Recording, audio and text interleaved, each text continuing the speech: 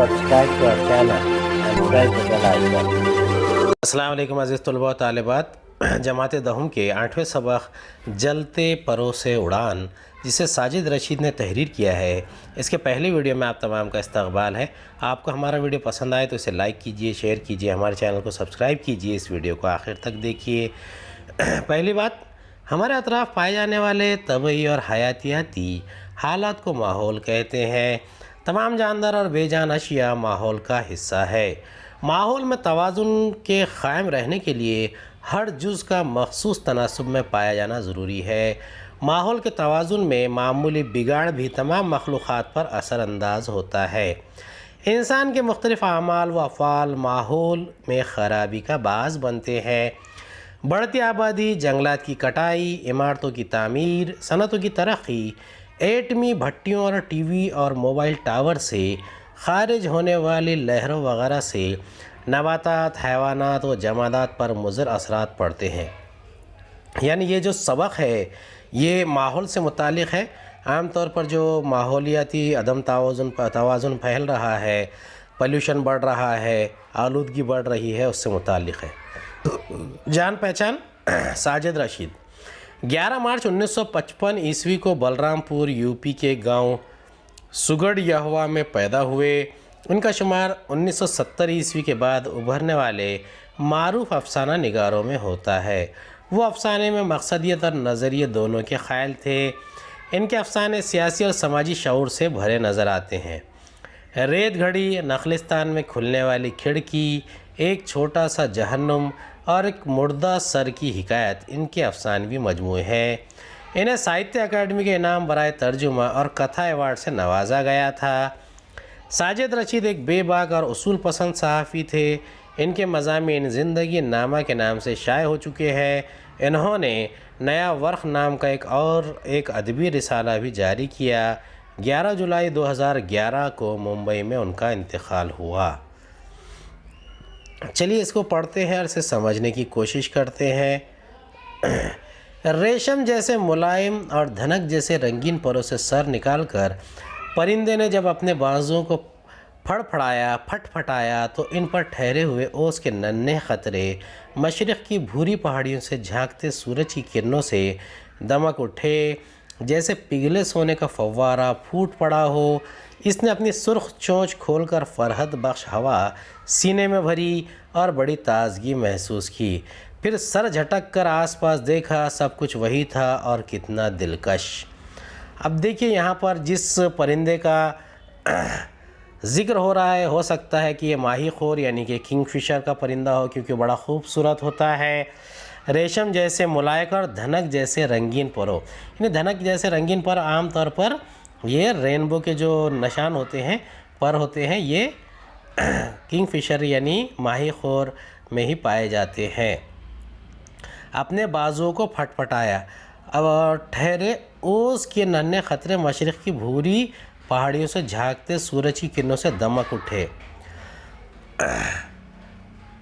अब यहाँ पर जो ज़िक्र आया है कि जैसे पिघले सोने का फव्वारा फूट पड़ा हो, इसने अपनी सुर्ख चोंच खोलकर फ़रहत बख्श हवा सीने में भरी और बड़ी ताज़गी महसूस की। फिर सर झटक कर आसपास देखा, सब कुछ वही था और कितना दिलकश। ये जो फ़ितरी नज़ारा है उसकी बहुत बेहतरीन अक्कासी यहाँ पर मुसन्निफ़ ने की है। खूबसूरत मनाजिर की दिलकशी को बयान करने का ये बहुत ही खूबसूरत पैराया है। सूरज की नारंगी किरणों से तमतमाती भूरी पहाड़ियों के पैरों को धोती गहरे नीले पानियों वाली नदी, दूसरी जानिब नदी में गिरता दूध जैसा झरना, किनारे पर बिखरा मखमल सा सब्ज़ा और इन पर झिलमिलाती ओस की बूंदें, खुद रूप फूलों पौधों पर मंडलाती खुश रंग तितलियाँ, छोटे छोटे पतंगे, दाएं तरफ ताज़ा सब्ज़ा पत्तों से ढका है घना जंगल, पेड़ों की लचकदार मजबूत शाखों पर फुदकती चिड़िया और इनकी चहकार, सुरमई नम मिट्टी पर रेंगती चींटियाँ और मासूम आँखों वाले हिरनों का झुंड, सब कुछ वही था और कितना दिलकश। अब ये जो पैराग्राफ है इसमें भी बहुत ही खूबसूरत अंदाज में फितरत की अक्कासी की गई है। सूरज की नारंगी किरणें, तमतमाती भूरी पहाड़ियाँ कैसी है, तमतमाती भूरी, पहाड़ियों के पैरों को धोती गहरे नीले पानियों वाली नदी। यानी नदी क्या कर रही है पहाड़ियों के पैरों को धो रही है। नदी में गिरता दूध जैसा झरना। झरना कैसा है? दूध जैसा। यानी यहाँ पर आप एक इस्तिआरी तौर पर यहाँ पर झरने से गिरते हुए पानी को दूध कहा गया है। और किनारे पर बिखरा हुआ मखमल सा सब्ज़ाज़ार, यानी जो घास है वो कैसी है? जैसा हरा मखमल हो। और इन पर झिल मिलाती हो उसकी बूंदें। जब सुबह सुबह का मंज़र होता है तो क्या होता है कि जो सूरज की किरणें पानी की बूंदों पर पड़ती हैं तो चमकने लगती है। खुदरू पौधों पर मंडलाती खुश रंग तितलियाँ, छोटे छोटे पतंगे, दाएं तरफ ताज़ा सब्ज़ा पत्तों से ढका घना जंगल। खुदरू यानी जंगली जो पौधे होते हैं ख़ुद से उगने वाले, तो ऐसे पौधों को खुदरू कहते हैं। और तितलियाँ, इस पर जो फूल होते हैं खुश रंग फूल, उस पर तितलियाँ भी मंडलाती है। और छोटे छोटे पतंगे, दाएं तरफ से ताज़ा सब्ज़ पत्तों से ढका घना जंगल। यानी जंगल कैसा है? ताज़ा सब्ज़ पत्तों से ढका हुआ है। पेड़ों की लचकदार मजबूत शाखों पर फुदकती चिड़ियाँ और इनकी चहकार, यानी चिड़ियों और इनकी चहकार। सुरमई नम मिट्टी पर रेंगती चींटियाँ। मिट्टी कैसी है? सुरमई है, नम है। यानी ये कुदरत के जो तमाम मनाजिर है उसे बहुत ही बेहतरीन अंदाज में यहाँ पर पेश किया है। और हिरन कैसे हैं? मासूम आँखों वाले हिरन। चिड़ियों की चहकार, झरने की झरझर, हवा के बहाव पर बहती नदी की किलकिलाहट, सूखे पत्तों की खड़खड़ाहट, नदी के किनारे सुबह की पहली धूप सेकते मेंढकों की टरटराहट, पेड़ों के तनों पर चढ़ती उतरती गिलहरियों की चिकचिकाहट, सफ़ेद झींगरों की सीटियाँ और हम आगोश होती लचकीली शाखों की सरसराहट। इन आवाज़ों की नगमगी से सारा आलम गूंज रहा था। सब कुछ वही था और कितना दिलकश। अब देखिए, जो मुसन्निफ़ का जो बयान करने का पैराया है वो भी बहुत ही दिलकश है।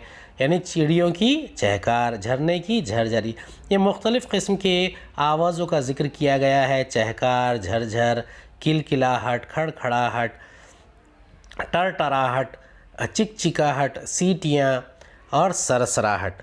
अब ये एक तरीक़े से नगमगी पैदा कर रही है। परिंदे ने सीना फुलाकर आसमान को देखा। बेदाग आसमान आज भी इतना ही नीला और चमकदार था जितना कल था।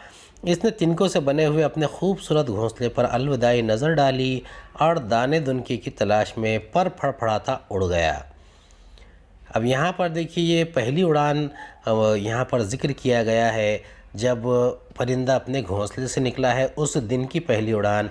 यानी परिंदे ने सीना फुलाकर आसमान को देखा और बेदाग आसमान आज भी इतना ही नीला और चमकदार था जितना कल था। बेदाग यानी वहाँ पर बादल का कोई साया नहीं था कि जिससे बारिश होने का अंदेशा हो। और घोंसला कैसे बना था? तिनकों से बना हुआ था। और किस वजह से परिंदा बाहर निकला अपने घोंसले से? दाने दुनके की तलाश में। उड़ा और उड़ता गया ऊपर ऊपर, बहुत ऊपर। यानी वो जैसे ही उड़ा वो ऊपर की तरफ उड़ता ही चला गया। ठीक परिंदे के सर पर आकर सूरज ने इसे मामूल के मुताबिक एक सब्ज़ाज़ार में उतरने पर मजबूर कर दिया। यानी ऊपर की तरफ जब परिंदा उड़ रहा था तो सूरज की तमाज़त बढ़ती जा रही थी और सूरज की गर्मी के बढ़ने की वजह से वो परिंदा जो नीचे मौजूद सब्ज़ाज़ार है उस पर उतर गया। दूर तक सब्ज़ा था और उस कदर दाने बिखरे पड़े थे कि परिंदे को हमेशा की तरह आज भी सोचना पड़ा कि कहाँ से शुरू किया जाए। यानी उस सब्ज़ाज़ार में हर तरफ उसकी ग़िज़ा बेशुमार फैली हुई थी और वो सोचने पर मजबूर था कि कहाँ से शुरू करे और कब तक के सैर होकर खाता रहे। दाना चुगते चुगते वो सैर हो गया। अब इसने देखा कि इसका साया कदमों तले नहीं है बल्कि कुछ लंबा हो गया है। इसने मिट्टी में चोंच रगड़कर करीब की नदी से ठंडा पानी पिया, फिर एक बार हवा को चीरता फ़ज़ा में उड़ता चला गया। अब ग़िज़ा की भरपूर मज़ा लेने के बाद जब उसे महसूस हुआ कि साया कदमों से बड़ा हो रहा है, लंबा हो रहा है, यानी दिन ढल रहा है, तो इसने मिट्टी में चोंच रगड़कर करीब की नदी में ठंडा पानी पिया और फिर एक बार हवा को चीरता फ़ज़ा में उड़ता चला गया। दानों से भारी पेट को हल्का करने के लिए इसका मामूल था। इसे हर उड़ान पर यूं महसूस होता जैसे बस अभी चमकते नीले आसमान को चूम लेगा। परिंदे की ये जो उड़ान है ये इस बात की गम्माज़ी कर रही है कि आसमान कितना साफ़ है और जितना फितरत के मनाजिर का जिक्र किया गया है उसमें ज़रा भी आलूदगी का कोई शायबा नहीं है और बहुत ही साफ़ सुथरा माहौल है। आसमान को चूमने की ख्वाहिश इससे ऊपर ही ऊपर लिए जाती। आसमान अभी बहुत दूर था और परों में थकन रेंगने लगी थी। यानी उसे हर रोज़ ऐसा महसूस होता कि वो आसमान चूम लेगा, ऊपर ही ऊपर उठता चला जाएगा, लेकिन वो थक जाता और फिर वापस आता। आज भी उसके पैर पर थकन से रेंगने लगे थे। इसने आसमान को छूने का फ़ैसला हमेशा की तरह कल पर टाला और नीचे उतरने लगा। यानी वो जो उसका जो एक तरीक़ाकार था कि आसमान को आज छू लेंगे, लेकिन नहीं हुआ तो उसने दोबारा उस बात को टाल दिया और सोचा कि अब आज नहीं कल हम आसमान को छू लेंगे। उम्मीद है आपको हमारा वीडियो पसंद आया होगा। अगले वीडियो में दोबारा मुलाकात होगी। खुदा हाफिज़।